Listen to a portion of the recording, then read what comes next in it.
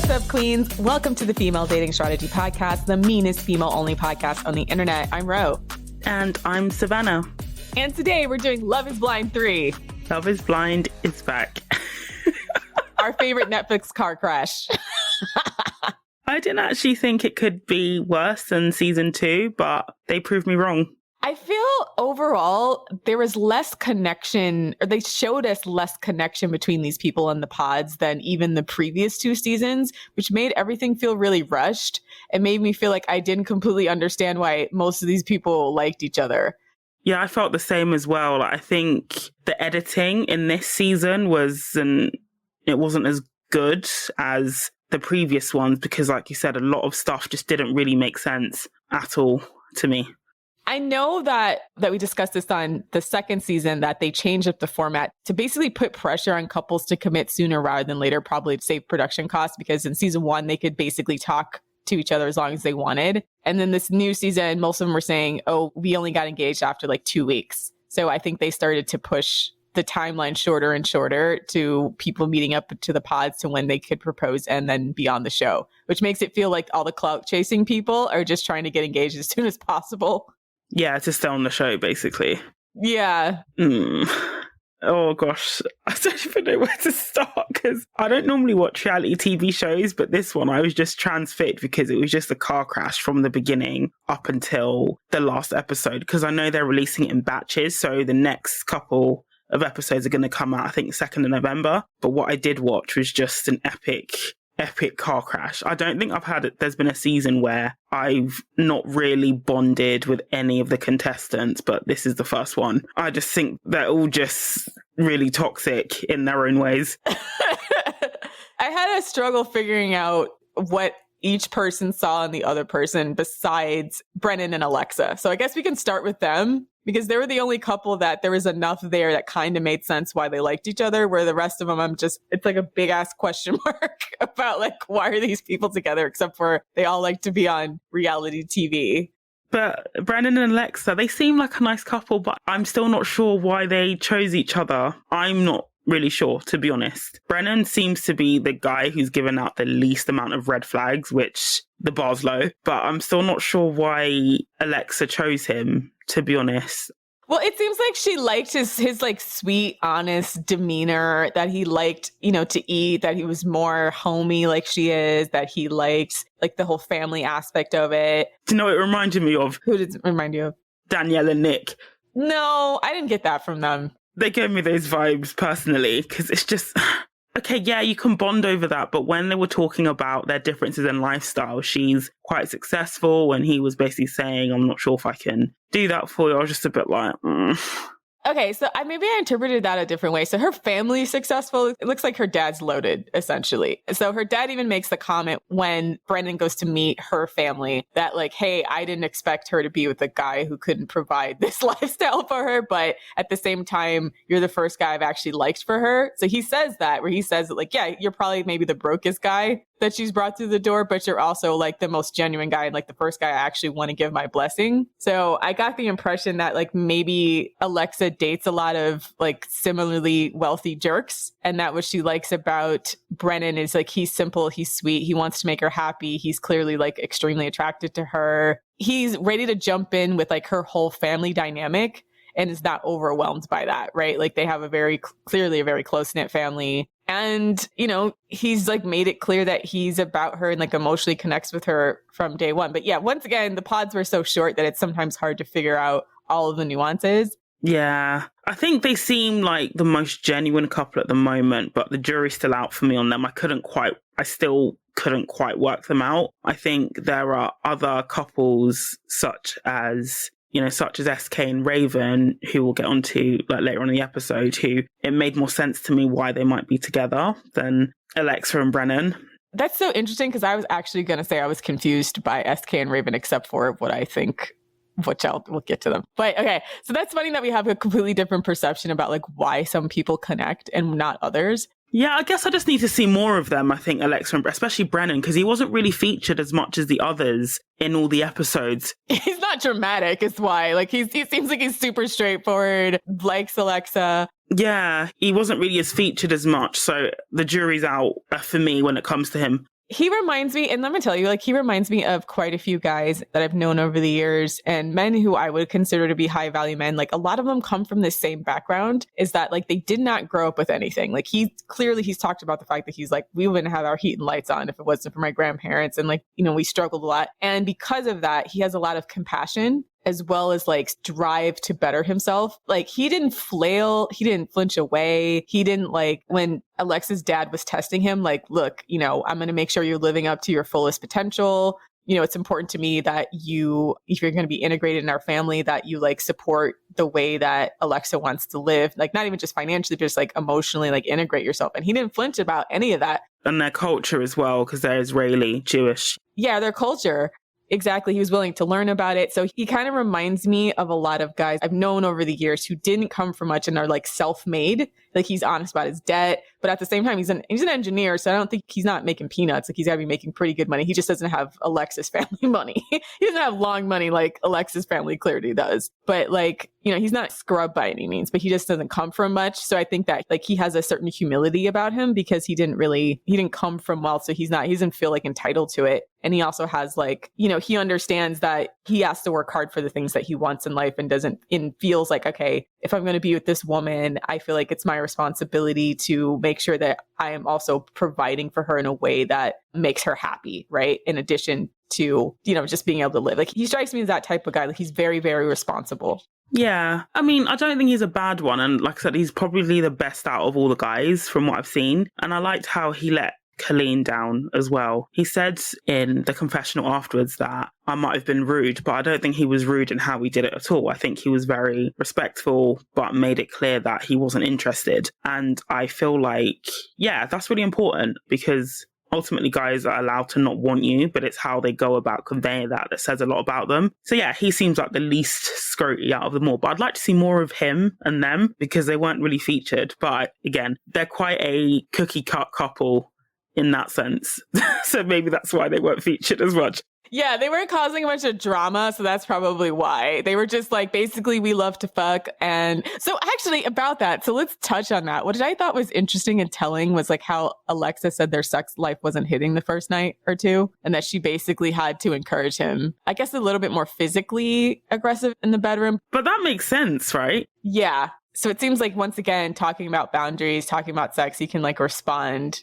And he didn't come out of the gate like trying to do some fake alpha male shit. You know what I mean? Mm-hmm, mm-hmm. And like now how she's just like 100% happy. Like, she's just basically every time she's on camera, she's like, yeah, we're fucking, it's great. Like, I say, yeah, they'll probably say yes to each other, I think. Will they go the distance though? I don't know, because I'm not really, like, Love is Blind is an experiment. I don't think it works, but I think Alexa and Brennon will say yes at the altar, definitely. I think they'll say yes too. I'm still iffy. I think I'm with you. Not enough information to tell if they're going to go the distance. And I think if there is a breakup, I think she's going to be the one that breaks it off. Like, either she'll want something else that he can provide, which I kind of hope she doesn't marry him and then tries to divorce him later. Like, if that's really what she wants. But, you know, she seems to really like him, like genuinely. So yeah, they seem into each other, which is good. Unquestionably into each other as well, which is more than can be said for some of the other couples. Yes. So next on the docket, as far as couples go, SK and Raven.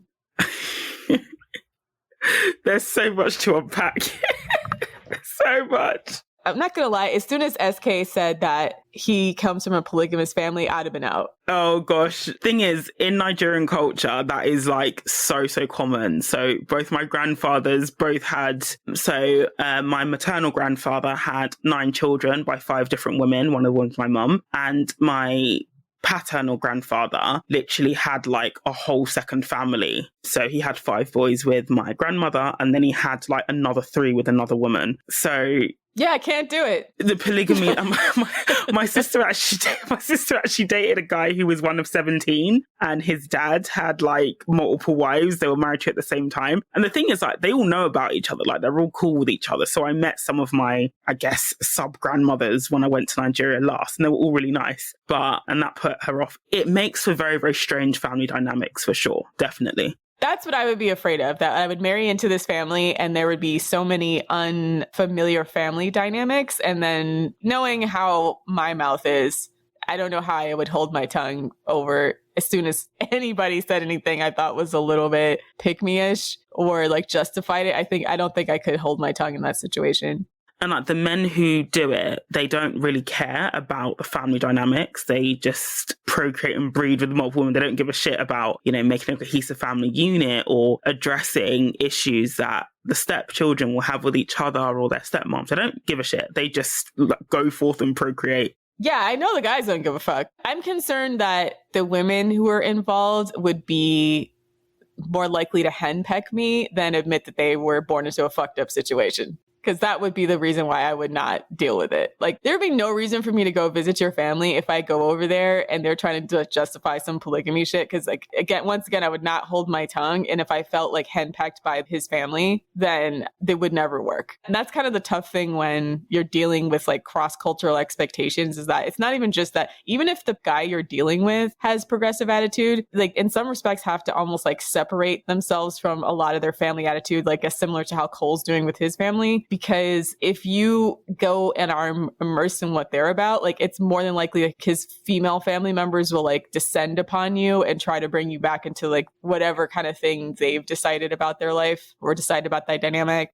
I think in his situation, I would imagine, just like has been the case with my family, is that they more do it not necessarily to be a pick-me, but more because of economic reasons. The guys they get married to in a polygamous way tend to be very, very wealthy. So if you can find one man who can provide for you, they're very much all about, marriage and stability, and all that jazz. It's not really something that they would necessarily push on you if you are being provided for and you're happy, if that makes sense. But the women that tend to do it, it's more out of, especially, Nigeria's only really been a state as we know it now since 1962. So it's very, very young. There's been a lot of, there's a lot of poverty. There's no middle class. It's either the haves and the have-nots. And the way that some women got out of that was just to marry a wealthy man, irrespective of if he had like multiple wives already. I see. So, okay. So there's likely to be some kind of self-awareness about their situation such that it wouldn't be a problem if you're like, hell no, fuck that. Like, I'm not judging them in the sense of, I get that life sometimes forces you into messed up choices, but, much like how I would look at any type of Mormon cult or anything like that where there's polygamy going on. I mean, I would be so tempted to take a sledgehammer to their worldview every time I met them that it's not worth it for either. We do that. Yeah. That's what we do.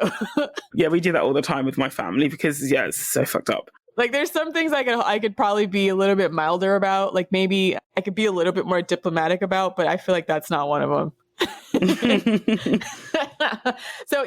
Okay, enough about me. Let's talk about Raven and like Raven's response to this whole thing. So a little bit odd about Raven is like, I couldn't get a read on her at first about like what she was or who she is and like what she's looking for. But I think towards the end or like the middle of the episodes, we got a little bit of a better picture. So she's a Pilates instructor and she's also a bottle girl, which she felt kind of insecure about for some reason. What is a bottle girl? Like, what is it? It's the girl that, like, so if you work at like a high-end club, generally it's the women who serve the drinks to the people at the table. You're basically like a personal waitress for that table. So like you help serve them drinks, you like basically facilitate the vibe or whatever. The way she revealed it was like, I don't know if this is going to be a problem, but I have a job where I work on the weekends. And so I thought she was going to say she was a stripper. Yeah, I thought she was going to say stripper. That's what I thought as well. Yeah, unless she is a stripper and then she backed off that discussion or something because of TV. But she says she's a bottle girl, which isn't that huge of a deal. But again, I think this season was filmed in Texas. So I don't know if she's in a part of Texas that's particularly conservative where that would be scandalous. But most places, nobody would really bat an eyelash at that. So she seemed kind of insecure about her, I guess, her job situation or like the type of job that she had and how it was going to affect her relationships. And then after that, so again, she's another person where I don't particularly understand her connection with SK. I can see that she was at one point turned off by Bartise. It's Bartise, right? Yeah, Bartise. She sort of explains it though when she connects with Bartise in the pool again. Bartise will get onto him in a bit. But, and he's like complimenting the way she looks, saying she's a baddie, she's a smoke show and whatever. And she said that was all he ever had to say about me. Like, even in the pod, he would only compliment her on her looks, whereas SK complimented her on her things like her vulnerability and her emotional intelligence. So I think that was part of the draw, was that she clocked probably rightfully so, that Bartise was just all about her looks and not much else. Yeah, very shallow. And I think that was really, really insightful of her, that she was really at least trying to take these experiments seriously, and that like she wanted to meet someone that would connect with her on an emotional level outside of like how she's, because obviously she's a baddie. So she probably gets like a lot of attention from men to the point where she does not value it whatsoever. Yeah, especially as a bottle girl as well. Like, gosh, she's probably, yeah. Yeah. So for her, it's probably like, I can see this kind of experiment being like someone like her being drawn to this kind of experiment, because it's like, yeah, I want to know what kind of man would be attracted to me if he didn't know what I looked like. Right. And that it seemed like they're both her and SK are like very, very chill, and that they both are fine with taking things slow. And I thought it was telling. Here's the thing I don't love about a lot of the commentary around pretty much any of these dating shows, that there's always a woman who's a lot more reserved than the other girls. And then it feels like all the fans always like immediately instinctively don't like her because she's not all over the place, like emoting like some of the other women are. Have you noticed that? Yeah, I see what you mean. Or like shagging their partner, yeah. Right. So at first they were like looking at, so like when I was reading like the commentary on Reddit and then some of the stuff that was put on the Instagram regarding Raven, it was like, oh, I didn't like Raven at first. I'm like, what did she do to like make people not like her? Like she was just kind of quiet, but I feel like people just always like react really poorly to the more like reserved women, especially if they're pretty. But in general, I've just noticed that's kind of like an insidious form of sexism I keep seeing and repeated in a lot of the dating shows, where like the quiet girl gets like attacked immediately, like the more reserved one, because like for reasons I don't quite understand, or like maybe people think it's because she's judgmental or something like that. But I do admire that she set her boundary and she stuck to her boundary despite the fact that everybody else was fucking. And it seems like from the conversation she had with the other women in the pods, like, cause she admitted like she'd never had a vibrator or used a vibrator, that maybe she's not like a sexually forward person, which I think confuses people because she's like very beautiful. So then people like assume like, oh, she must be some kind of sex pod or something, but it doesn't seem that she's actually that way. It seems like she's pretty, but she's very actually sexually conservative. Yeah. Or reserved. Maybe not conservative. Maybe she just doesn't want to. I mean, if she doesn't use a vibrator, that feels conservative to me. Like, I don't know.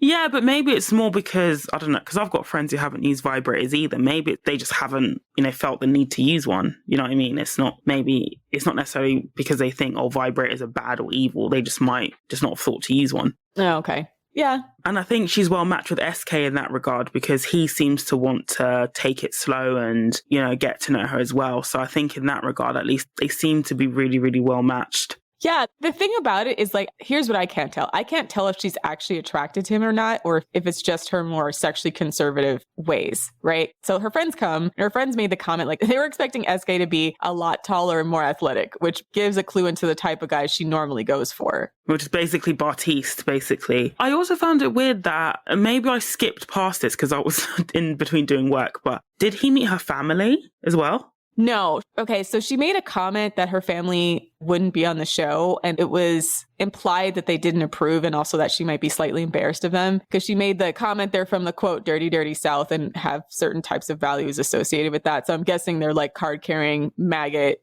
possibly would be kind of racist against. Is she doesn't look to me like she's fully white. I think she said she's biracial. Oh, okay. Oh, that makes sense. Because I was just a bit confused myself. Like her friends seemed really cool. I like them, but I just wondering like, where's her family? But yeah, that makes sense. I must have missed that bit. So like Cole, it seems like the values that their family have are not values that they share. So they're embarrassed to bring their family in front of the camera because it would not reflect on who they're trying to be.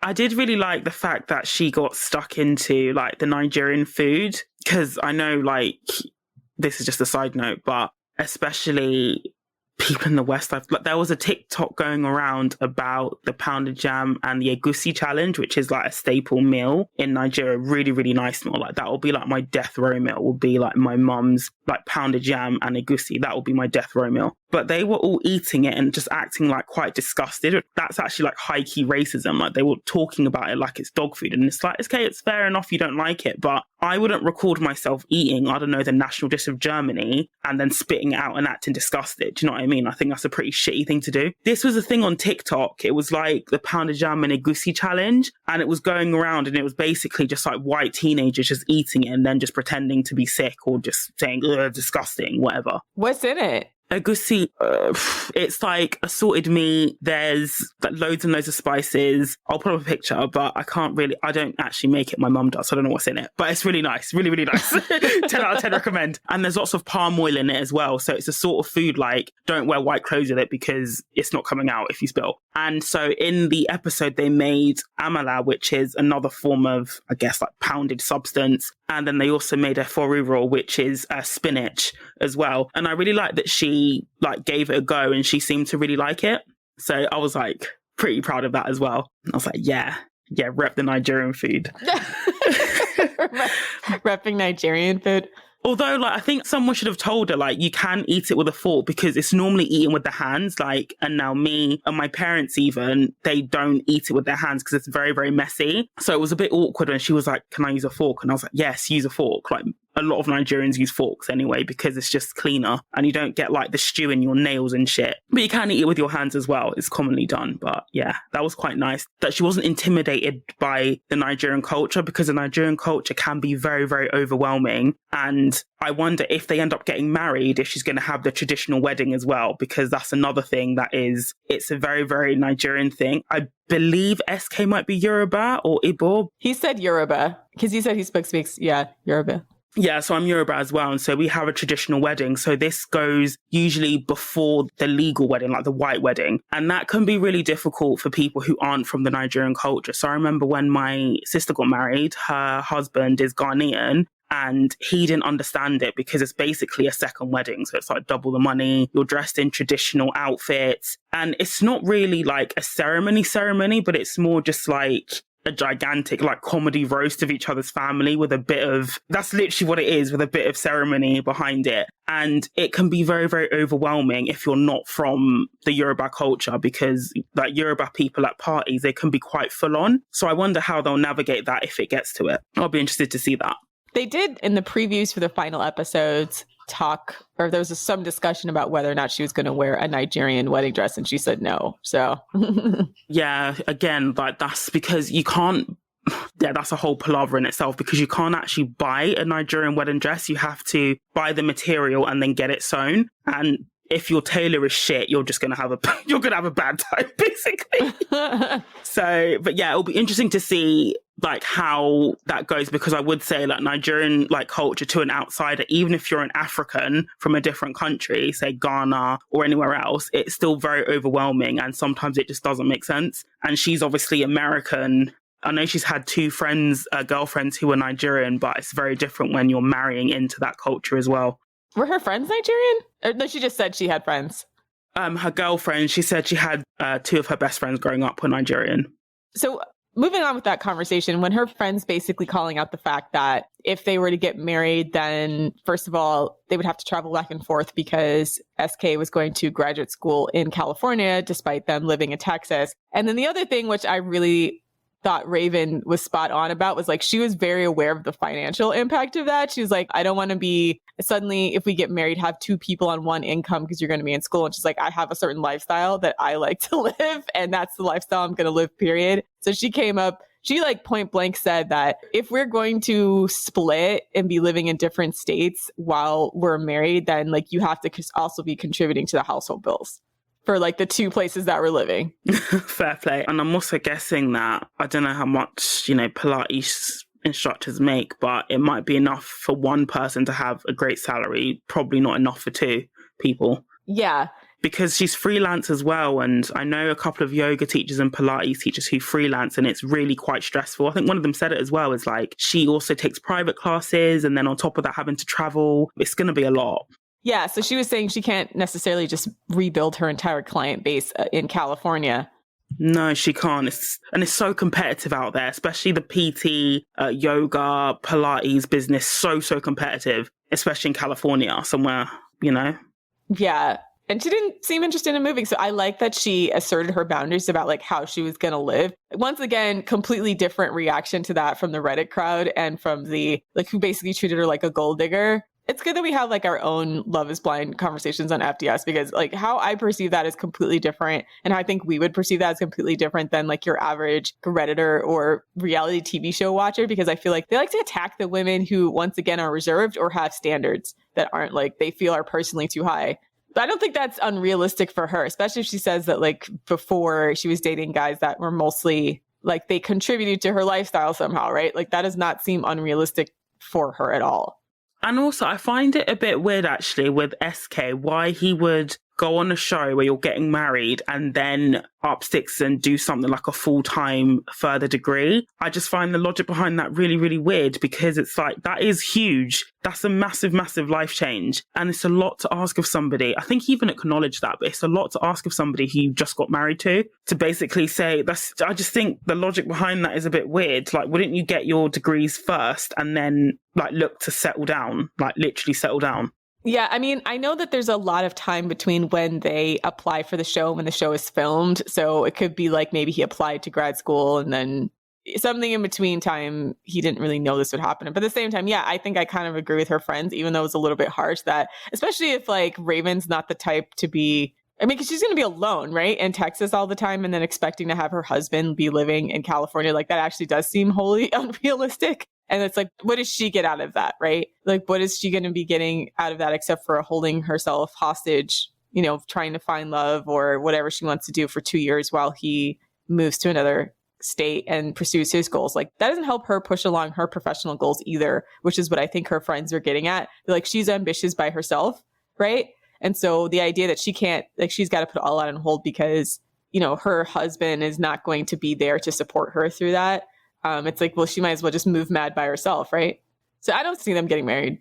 Really? I sort of feel like, touching on like what Rose said, I sort of feel like out of all the girls on this series, I think they tried to make Raven out to be like the villain out of all of them in terms of how it was edited. So, for example, you know when like Bartise was like pouring his heart out and she was just doing a workout?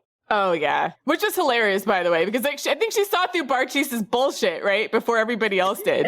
That's what I'm saying. I do think they are trying to make her out to be the villain. Like, she's very conventionally attractive. She has a bit of an unconventional background. She's a Pilates instructor, clearly very into her looks and her fitness, which is great. And I just think off the back of that, and also she knows what she wants out of a relationship. She's clearly dated wealthy men. And, you know, she's not willing to lower her standard of living for a guy.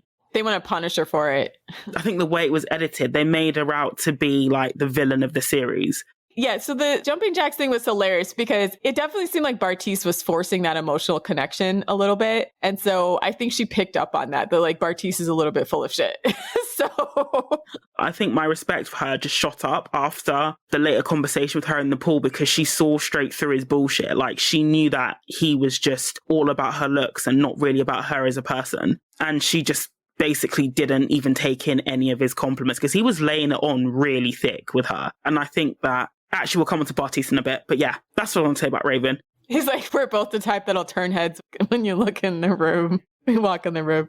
Yeah, he was just laying on thick, like super thick with her, and she just wasn't having any of it. And I respect that, to be honest. So, which brings us to the next dynamic, which is between Bartise and Nancy, but really the Bartise, Raven, Nancy sort of love triangle. It's not really a love triangle because Raven is clearly not interested, but... Did you say lust triangle on behalf of Bartise? Oh my gosh. So let's start with Bartise. So I have a confession to make. So if you want to know the type of guys that I date, Bartise. Oh, okay. I thought you were going to say you dated Bartise. I was like, don't say it, Ray. Don't say it. Don't say it. I haven't dated him specifically, but I've dated him. His character is like sometimes tough to watch these shows when you start to see familiar patterns in your own background. But like when I think about the guys I've dated in the past, and I'm like, oh, I see why everybody dislikes him now. Like, right? He started off all right, young, seemed quite ambitious. I think my overall impression of him is that he's an opportunist. Yeah. Yeah. Bartise is like, he's just a nice guy manipulator, right? I mean, he's just got that whole like spit shine that a lot of consultants have, you know, like, or he just has this attitude like, okay, I'm going to get what I want by like kind of emotionally bombarding people and saying all the right things that people want to hear and then like forcing an emotional connection. And then, you know, when something turns him off or he doesn't want to deal with something, he just basically does the silent treatment, which is, I think, what happened with Nancy, that at some point he wasn't actually interested in Nancy anymore. And rather than just like be honest after a while, or like he'll just kind of start to like gaslight her about, you know, what his issue is with her. Yeah. And he even said himself, and this should have been a big red, we'll get on to Nancy in a bit, but he even said, like, he's been in relationships where he's supposedly loved a woman, but then it always fizzles out on his end. And to me, that's like a glaring red flag. And this is like after a couple of months as well, not even years. And it's just like, Yeah, I think he doesn't know what he wants, right? I think he's just trying to connect with a bunch of different people and then like not having a clue.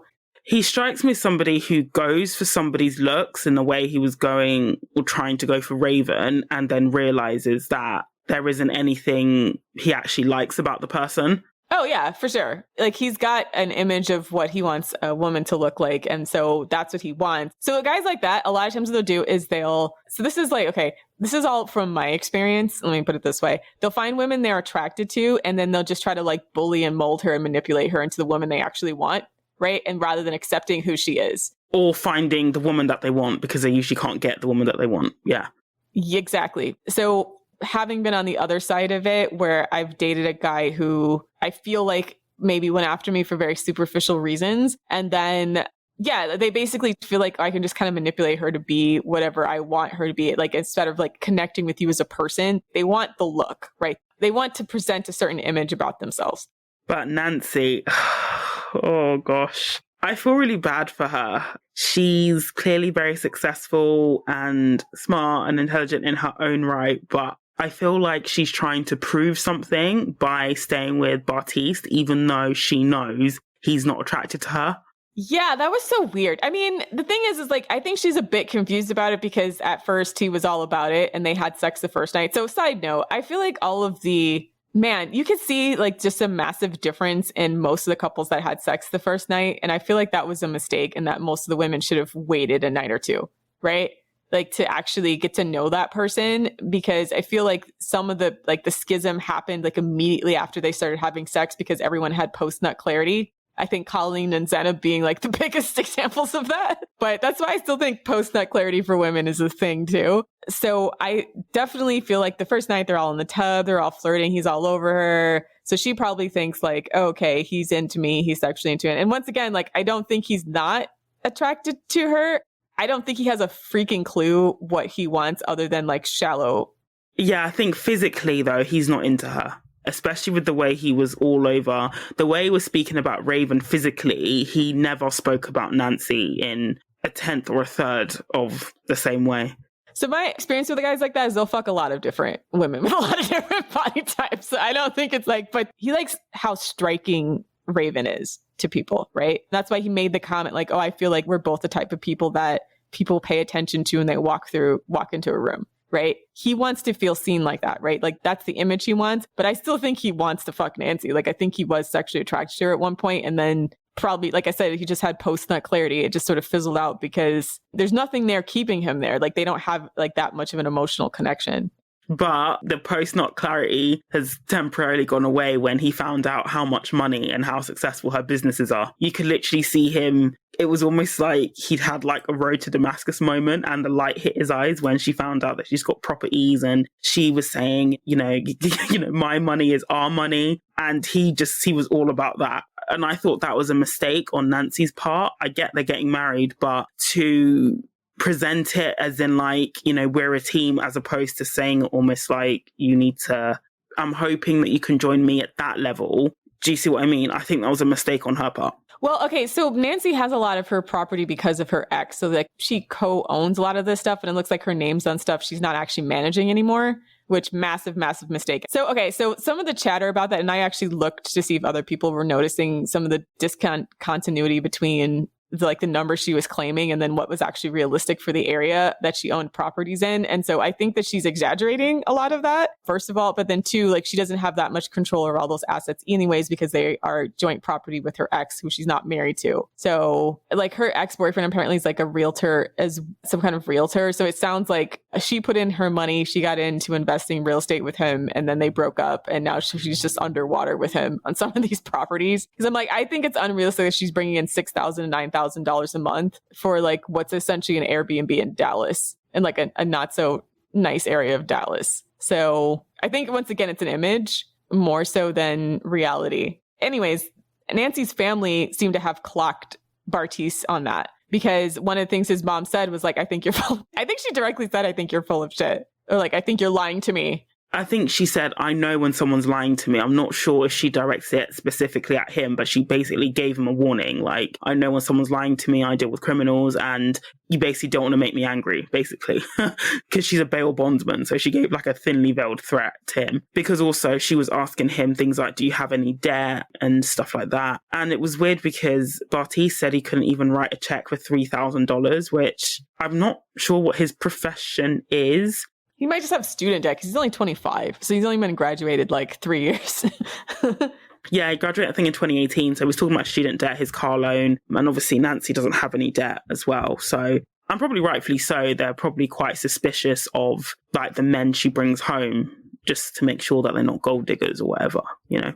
Okay, here's what Nancy's mom said verbatim. So I've got my own business as a bail bond. I've been doing this for 15 years now. I learned how to read people. I'm watching you. I'm observing you because I can tell from your eyes if you're lying. When you're talking and trying to pretend you're somebody else that you're not. So basically then he's just looking at her strange. She's like, I don't want to scare you, but I'm that person. But you don't want to see me mad. Yeah. Yeah, so it's a thinly veiled threat, I think. I was talking about Nancy's family, but we can get to Bartise's family. Yeah, remember her brothers were like were basically like, oh, well, we don't understand why you like her, essentially. Like they were trying to grill him. But like I said, when he tried to articulate why he likes Nancy, he doesn't have things that come off the top of his tongue, essentially. And I think Nancy's family was picking up on that. Yeah.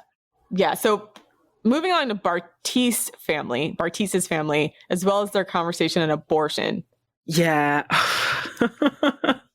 I found it funny how like Bartise seems to be so anti-abortion and then was very quick to admit, oh, I've bought Plan B sometimes. I've bought Plan B. I'm like... But Plan B is not abortion. Let's be clear about that. I don't want to confuse those. It is an abortion, but I still think that it's like, I'm not convinced that someone like Bartise wouldn't push for an abortion if he felt it was in his best interest to do so, is what I'm saying. And I just find guys who have that sort of stance really, really dodgy, especially when Plan B doesn't affect their bodies. And he was like, oh, you know, sometimes when I've just been paranoid, I've also bought Plan B again. To me, it's like, it doesn't seem like you have any regard for the woman because Plan B, it's really intense for the woman. It can completely mess up your cycle, like heavy bleeding. So I didn't like it when he said that, but then he was trying to be all high and mighty about abortion. I didn't like that. No, I agree. And yeah, once again, it's about him, so, and his image and everything. So it's going to be less about how things are practically. Again, he just seems like really young and immature. Like he hasn't lived a whole lot of life. So like what Nancy gave was a very mature answer about abortion because she understands the nuances of like actually having to raise a special needs child. So like, it looks like they disagreed mostly on whether or not to abort a child if they found out it was special needs. And I feel like it's really easy to feel like you're taking the moral high ground. Like, of course I would love it, but then he may not. Like the thing about that is like a lot of people feel like, oh, I'm going to be this way and I'm going to be that way. But a lot of men like that will be the first ones to cut and run when it's too hard. Right. I think Nancy's more realistic in that she's like, I've seen it destroy families. And Bartise is like, it won't destroy a family, but he doesn't know that. Like he's not even mature enough to have a functional relationship with this yet. So his answer to me just read really, really immature. And then like him being like, well, I don't think it's okay for women to have more than one abortion if they made a mistake or something. But I want to know if that was a values judgment rather than he thinks abortion should be illegal. I don't know what, it was a weird conversation. And also, that's actually raised a really good point. It's like, he doesn't think abortion is wrong because he was willing to make an exception if she was raped or whatever. But like I had sex and I got pregnant as if the woman can get pregnant on her own, then he has an issue with that. And to me, that's just classic misogyny. Yeah, it seemed like he was basically like, oh, you should have the kid anyways. If it was more than one time that you had a mistake, like it's your responsibility to raise the kid, which once again is like weird to kind of project what you feel someone else's choice should be. And like, I feel like that'd be the exact type of person who maybe shouldn't have a child if they don't want to. A person who's not like responsible enough to consistently use birth control. You know, that's the thing is like, I just found his stance on that quite misogynistic in the sense that it was very much like basically using, you know, if a woman has sex and she gets pregnant, well, she should just have it anyway. It's almost like it's like a punishment for women, you know, being sexually active and also forgetting the fact that, you know, she didn't get pregnant by herself, you know? Yeah, and his sister's response to it was weird. I didn't understand why she was crying. She just started crying, yeah. I wonder if they cut something out. Yeah, dodgy editing, but she just started crying and saying she felt really strongly about it, and it was just really bizarre. maybe she has like a special needs child, or maybe she's struggled with some kind of disability. Because that's the only thing I can think of is like maybe someone in their family has a disability and that's why he feels very strongly. Possibly. That you shouldn't abort a child for having a disability. Like that's the only way everyone's reaction would make sense and like his complete upset about it, right? I actually am in a situation where ultimately it's always the woman's choice. But I can see where someone who maybe has someone in their family who's disabled would hear someone who said that and feel a little bit like triggered. The only reason I'm even giving that the benefit of the doubt is because of the way that Bartise's sister acted. Like she seemed really, really upset, which makes me feel like maybe she has personal experience with someone in that case. I mean, that's one of those like hard choices that I feel like is Nancy's to make, right? It's whoever's the pregnant, which is the woman, whoever gets pregnant gets to decide that for herself. It's not anybody else's decision. So that's her prerogative, yeah. What did you think of Andrew, the pussy scavenger? Andrew made the hairs on the back of my neck stand up. I am not kidding. From the moment he walked onto camera to the moment, like the last moment I saw him, something about him like creeped me out. They genuinely gave me like Elliot Rogers, like Patrick Bateman's like sociopath vibes. And then when the scene that they showed of him like putting eye drops in his eyes to make it look like he was crying, I was like, oh my fucking God. I didn't get that. No, he's like, everything about him is so contrived to present a certain image. I'm like, this guy's a psychopath. Right. And then like the eye drop thing only confirmed it. Like I thought he was creepy from the moment he came on camera. And then the eye drop thing kind of doubled down. I'm like, oh no, this is a person who has been meticulously curating an image a certain way because they are fucked up inside. Yeah. Like, that's a person who like, he scares me, like quite literally scares me.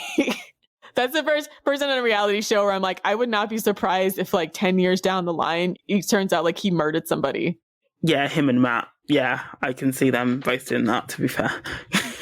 Fucking crazy. Andrew's the creepiest, like so far, the creepiest person I've seen on any of these reality shows. And I'm not sure why he was randomly at that part. Actually, I guess it was maybe a cast reunion. Yeah, cast reunion party. But it was just his... When Nancy was like, no, I don't regret not choosing you, it was just like, game over.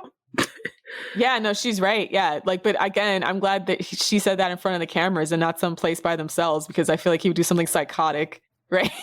Like man, that guy, I've never been so creeped out by an individual person as I did watching that show. And then the eye drops thing, I was like, oh, this dude's crazy. He's crazy. Cray. But I don't think Nancy and Bartise, if they do say yes, they'll be divorced within the year. I don't think they should say yes. And like, obviously, I think the beginning of the end is when he saw Raven. There was a conflicting discussion about like whether or not he should have been honest about how he felt when he met Raven versus Nancy. So this is like, some people feel like him saying that was cruel, but then on the other hand, I feel like it gives Nancy clarity. So I feel like in some respects, you should encourage growths to tell on themselves. So I think it's good. Yeah, I agree. She just kind of didn't accept it right away because she's like, well, I love him so much. Yeah. I just think he doesn't know what he wants other than like what he feels like would make him look good. And so obviously like being with Raven, he feels would make him look better than being with Nancy, you know, even with Nancy's properties, et cetera, et cetera. But so now he just like has kind of a dismissive attitude towards Nancy. And because once that stops being there, or he doesn't feel like his image is being boosted, then he loses interest because there's nothing there sustaining his like emotional connection with that person. I don't think he's like emotionally connecting with any of these people. So trust me, I've dated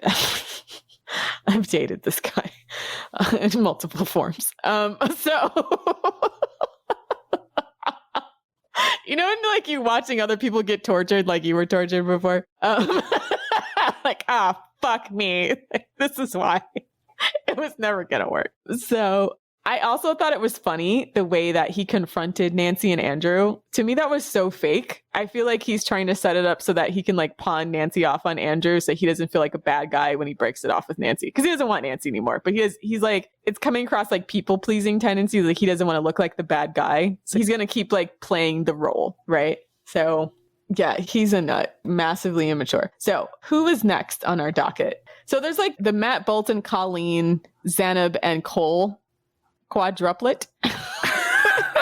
Because Okay, so they're definitely hands down the most like toxic people on the show, I think, actually. I know like the fandom like hates Bartise the most. So short story, what happened to Matt, his high school sweetheart that he moved in and married right after his 18th birthday eventually cheated on him and like was pregnant by another man and left him. So he's clearly like very damaged by that and hair trigger temper at everything. Yeah, his temper scares me, really scares me. Yeah. He was like, I'm not going to get played. So long story short, so... I'm not going to get played. But yeah, let's get to the point. So long story short, so Matt matched with Colleen. So Colleen was rejected by both Brennon and then who else before she was married, proposed to by Matt. But she was like crying over both of those guys. Was it Cole? I think it was Cole. It might have been Cole. Yeah, I think she was actually rejected by two other guys in their pod. And like she was crying and crying like in the room, like in the room with the other ladies. And to me, like she just seems like she has really, really poor self-esteem and like bad emotional boundaries with people. And she kept bleeding with the fact that she's a ballerina and like she just seems like a massive, massive pick-me. Yeah, she can like do the splits in sex and stuff. She was quite sexually forward. Yeah. She's trying too hard. And now you put someone like that who is desperate for someone's approval and then has poor boundaries. And then you put someone like Matt who is like hypersensitive and completely explosive at the idea that a woman might cheat on him or not have good boundaries. And he takes Colleen's evidence. He looks at Colleen's people-pleasing ways as evidence that she's going to cheat on him. Right. And so like he's explosively reacting to her. You can see after they had that first fight, like you could see like she was almost shrinking into herself, like an abused person. I think he is emotionally abusive, 100%. Like, I think he is. He's controlling, right? He's controlling. He's like has a crazy explosive temper. And someone like Colleen, who doesn't have like good boundaries with people, is clearly like getting sucked into his abusive shit. Yeah, is basically what my point was. And this is part of the reason why I think it's a orange flag when a guy talks very early on about how he's been done over by women, because I feel like they're setting you up, you know, so that they can retaliate against you and then use the fact that I've been played before like Matt does as almost as an excuse. So you don't recognize that what he's doing is abusive, because Colleen isn't his ex. And I believe that he set up that story. So then when he feels in his insecurities, he can lash out at her and then say, it's because I was cheated on before. I don't want to get played this time. It's just classic. I swear Lindy Bancroft talks about men like him in his book, like just classic abuser. Yeah, for sure.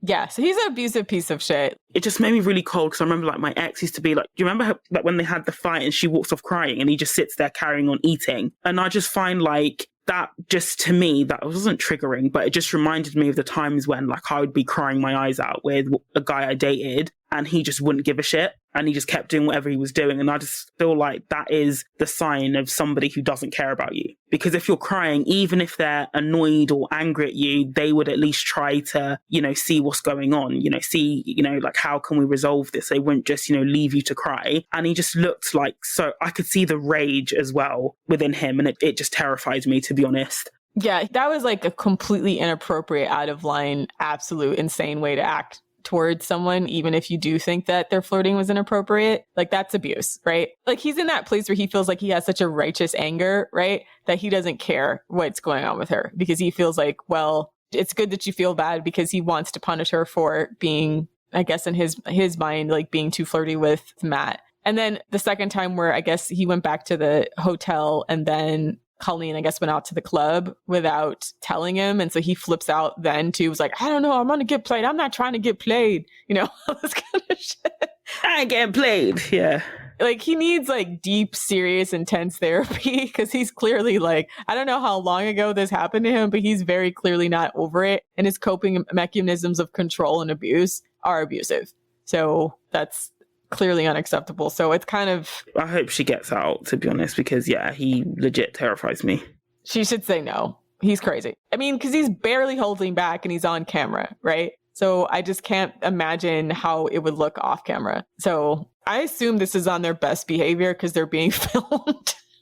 So who knows what it's like, what he's like, you know, if they were a couple and this wasn't like, and you could see her whole countenance just like shrink. But again, she's such a massive pick-me that she just seems like she's going to like run after anybody who gives her that type of approval, including Cole, right? Who Cole was basically like, oh, I find you attractive. You're the type of girl I would sometimes go to, which I feel like for people who've only known each other for 2-3 weeks, like I know that sucks because they're engaged, but I also feel like it didn't seem like it was overly like flirtatious on her part. Like she was trying to like, get with Cole all of a sudden.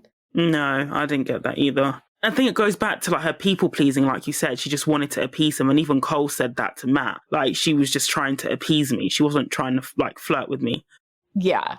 So you have someone like that. So what Matt wanted was for her to draw a boundary, like how Raven did, right? So how like Raven was basically like, that's cool, but this, and this. But like Colleen can't do that because Colleen is a people pleaser and Colleen has poor boundaries. But at the same time, so I'm like, someone who can't do that's always going to trigger someone who's a little bit, who's jealous tendencies. But then someone who's like Matt, who's basically controlling and insane, he's going to get explosively angry, which is abuse, by the way. But even if she drew those boundaries, you know, men like Matt, they would find something else. Something else, for sure. They would find something else. It's not about Colleen drawing boundaries. It's just that Matt is abusive. That's what it is. Yeah, he's going to find whatever it is to justify. He's clearly hyper vigilant and like finding whatever he can find to justify why he should be in this like righteous, angry rage all the time. He's a type of person, even if she asked another man for directions, he would explode at that. Be like, you should have asked me, or why didn't you ask a woman, or, why are you talking to a man? Like, he just gives that vibe. He's crazy. So fucking run. Under no circumstance should Colleen. I hope she says no. I'm not convinced she'll say no, but I hope she says no.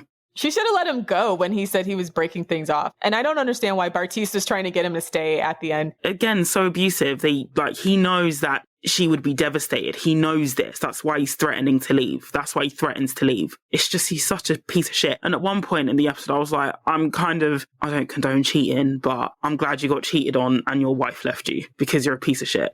Yeah, he does sound like a piece of shit. It's like no around that. So yeah, so Colleen's got to fix her boundaries so she doesn't end up in relationships with abusive men like Matt. And Matt obviously needs like intensive fucking therapy and a reality check that everybody, hey, we all take L's in life, man. Like you're going to just keep, being a nutcase until you end up in jail probably. So, which brings us to the other couple. I think the last couple that was the one that there was a lot of focus on as far as their toxic dynamic was concerned, which was Zanab and Cole. So your impression of Zanab and Cole? Zanab, again, we sort of have that, I think between them, we almost have the Nancy Bartise dynamic where Cole he clearly built a picture of who she was in the pod in his head, which is fair enough, by the way. Like, I felt like I could relate to what Cole was saying when he was saying that the person who I thought she was or what she looked like in the pod is different to who she actually is. And I'm trying to reconcile the two because when I used to date a lot online, I would go through that. So the person that you speak to over Skype or even like a video call, when you actually see them in the flesh, it's often very different. And I'd often say to guys like, your voice doesn't match, what I thought your body would look like. Or something like that. So I sort of understand that disconnect. But yeah, again, I'm not sure if the physical attraction is there. So they were giving me the same vibes as Shane and Natalie from season 2. I have zero idea why these two people with clearly massively different personalities are attracted to each other. And different temperaments as well. Yeah. But I thought the whole scoring thing was very, very inappropriate. Like, I get, how Bartise was honest with, Nancy, how he felt about Raven, but I feel like even he did it in a better way than Cole, because Cole gave Colleen like a 10 out of 10 and gave Nancy a 9 out of 10. I thought that was really, really rude. Gave Zanab a 9 out of 10? Yes, gave Zanab a 9 out of 10. And I just thought that was really... And then he had the audacity to say 80% of women, I wouldn't even score them higher than a 6. I'm just like, mate, you're a 2. Yeah, he's getting white guy points. This is what I hate. White guy points. I'm so serious. I felt that same way about Shane, where you can just see women of color on the show who just this guy is not that great. He's just not and you can tell that their insecurities about being a minority more than likely in a majority white environment are getting to them, so that they're just overvaluing some of these clearly scroty guys and overvaluing their opinion way too much. Right. So Zanab felt rejected by him. And then it felt like she spent the entire time just taking out that insecurity on him, even when he was like trying to emotionally like reconnect. Like he said things that were like, yeah, like rude, like the rating system or whatever. But at the same time, I feel like their dynamic was set up such that he says like kind of an insensitive thing. And then like, rather than her expressing very clearly like that this is like hurtful to me, like she just starts like negging him and then getting like, yeah, being quite passive aggressive, bunch of shit. Yeah, about a bunch of shit. And I'm like, that's really a really unhealthy dynamic to set up, except for at the end where like when her and Matt had that little powwow about the commentary that Cole and Colleen had together. And then like they hype each other up to be really mad, then go back and explode on their partners. Like, what the fuck? Do you remember that? Like, so like Matt and Zanab are like, yeah, this is inappropriate, right? What happened? And then they both get really mad. And then you can imagine like, you know, like a boxing ring when they go to the corners and they're like massaging each other and giving each other water. So that's what they were doing. That's exactly what happened. And then Zanab goes back to Cole and is like, yeah. And she's like, I knocked him the fuck out. Yeah. And she's like, yeah, I'm not really here for your little display. And then Cole just looked confused. Like, he's like, what? Because she's mad, right? Like, they're both on this narrative that they're on and they're not getting off of it, right? Like, so, and they're mad because they feel disrespected. They felt very disrespected by the exchange that Matt and Colleen had, which again, okay, I can definitely understand being on television, not wanting to be humiliated. And then especially if there's like a rating system and the person you're with is saying that they might be more attracted to another person. Colleen, I feel like just doing it out of her people pleasing tendencies, and Matt, because he's just like an immature, like goofball, right? Like who just kind of, he's not really thinking about how the things he says affects other people. But like Zanab kind of, I think because her self-esteem is so like fragile, and obviously she's had to take care of herself because her parents died and she's got more, you know, she's got a little bit of a chip on her shoulder. Like she just like starts attacking. And I feel like that's not a healthy way to handle that guy. But I think if she had better self-esteem, like she just wouldn't be as defensive about everything, you know? Yeah, that's true. She would just accept him for what he is. Yeah.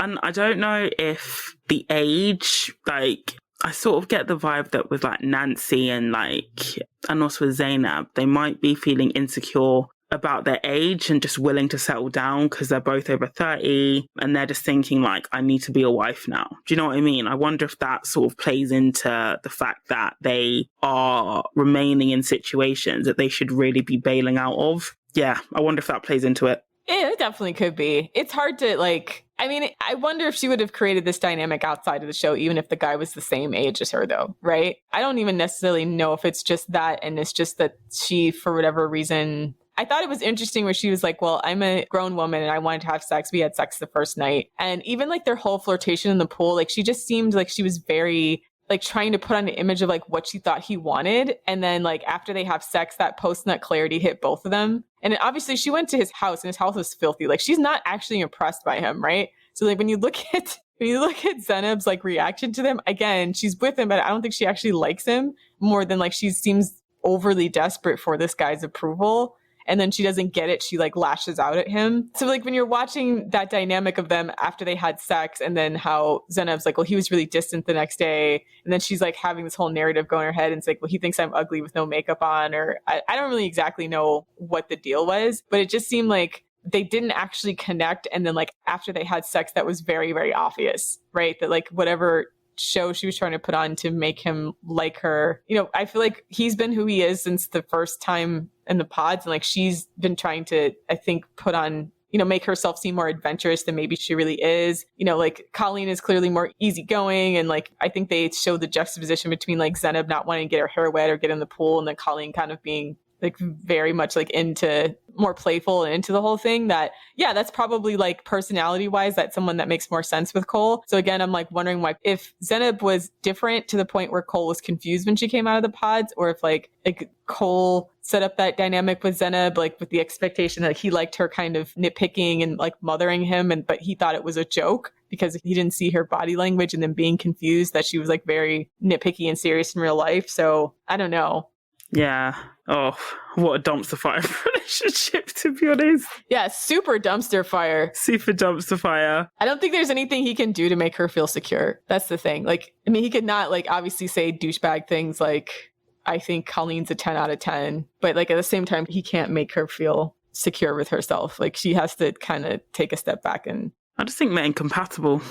Yeah. But the thing is, like, what I'm worried about with Zanab is that she's going to recreate that dynamic with just about any guy, right? Because if she doesn't like work on her insecurity portion of it, is that it'll keep being like, she'll find some reason why she thinks she's not good enough for this guy and then like perpetually like start shit with him the entire relationship rather than just like, yeah, breaking things off or admitting her feelings about it. So that's not healthy. So yeah, they shouldn't make it to the altar. They definitely should not get married. Love is clearly not blind. Why they keep dragging this experiment forward, but we're gonna keep critiquing it as long as they do.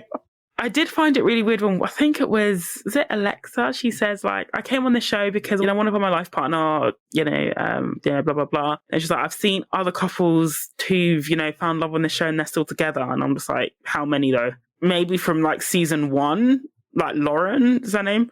Yeah, season 1 when they had longer time to talk to each other before like the production started rushing everything, and so then only people that have like weird personality disordered attachment styles get through, right?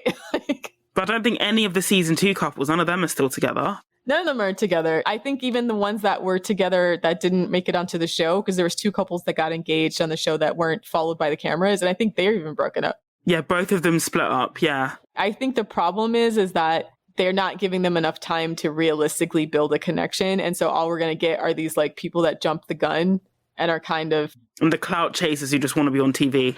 Yeah, which I hope they correct at some point because it's kind of shitty for the show because I feel like the first season was better, but it's now just becoming another reality TV turnaround. Yep, so that's that. We'll do part 2 after the reunion episode comes out, I think on November 9th. So stay tuned for part 2 of Love is Blind. We'll either do it on the main pod or on the Patreon. But anyways, that's our show. Check us out and you can discuss this episode on thefemaledatingstrategy.com/forum if you want to talk to us in the forum, and check out our Patreon, patreon.com/thefemaledatingstrategy for weekly bonus content. You can also submit your roast to scrote, submit your holiday roast, your Thanksgiving roast to scrote to be read by us. Also follow us on Twitter @fem.strat and on Instagram @_thefemaledatingstrategy. Thanks for listening, queens, and for all you scrotes out there. We hope Raven shuts you down. Die mad. Die mad.